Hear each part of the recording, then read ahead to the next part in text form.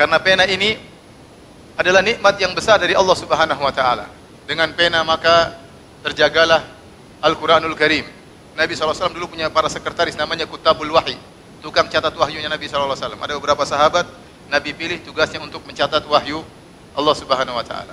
Demikian juga sebagian para sahabat menghafal hadis, sebagian sahabat mencatat hadis. Oleh karenanya Nabi SAW pernah berkata kepada para sahabat, "Uktubu li Abi Syah."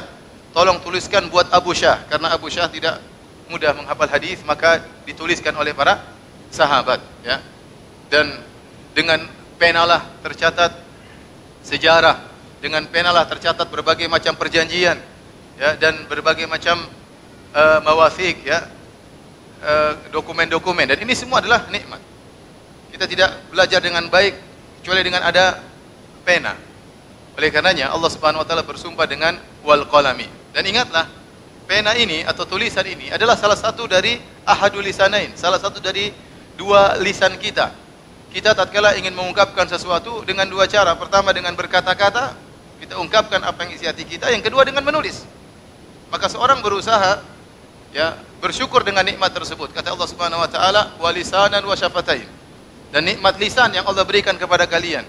Nikmat dua bibir yang Allah berikan kepada kalian. Harus kalian gunakan pada yang bermanfaat. Oleh karenanya seorang tatkala berkata-kata, berucap, berhati-hati. Usahakan agar ucapannya tersebut menambah kedudukannya, ketinggiannya di sisi Allah Subhanahu wa taala.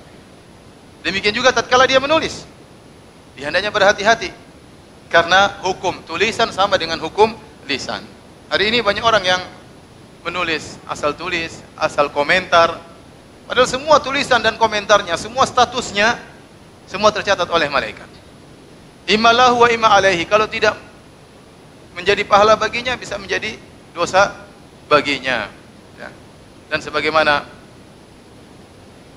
dalam hadis-hadis Nabi SAW, "Inna rajula yatakallamu bil kalimati min sakhatillah la yulqilaha balan yahwi biha fi nari jahannam 70 kharifan." Atau kama qala Nabi SAW, sungguh seorang mengucapkan satu kalimat yang dia tidak pedulikan, yang mendatangkan kemurkaan Allah Subhanahu wa taala. Gara-gara satu kata tersebut membuat dia terjerumus dalam neraka Jahannam wal iyadzu billah.